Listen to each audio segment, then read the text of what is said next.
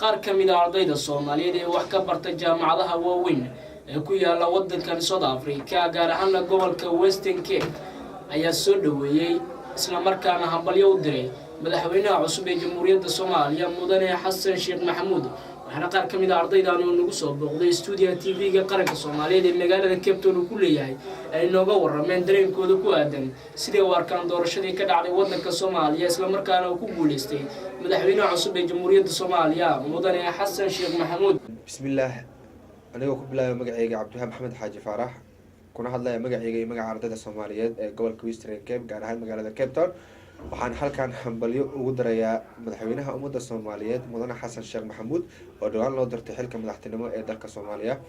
waxaan leeyahay madaxweynaha insha Allah waxaan ka rajeynayaa inuu noqdo kii sabab u noqda inaan waddankeena dib ugu noqono insha Allah waxaan leenahay xilkiisa Allah la garab galo. bismillahir rahmanir rahim aniga ku hadlaya magaca ardayda iyo dhalinyarada magaalada Cape Town waxaan hambalyo bogaadin u dirayaa madaxweynaha cusub Professor Xasan Sheekh Maxamuud. runtii Soomaalida hore waxay dhahdeen in xil qaad eed qaad maanta waxaa laga baahan yahay inaad samato bixiso shacbiga Soomaaliyeed oo dhibaatada ku haysato qaar gudaha qaarna dibadda dhibaato ku haysato. waxaan hambalyo iyo bogaadin u dirayaa madaxweynaha Jamhuuriyadda Federaalka Soomaaliya Xasan Sheekh Maxamuud.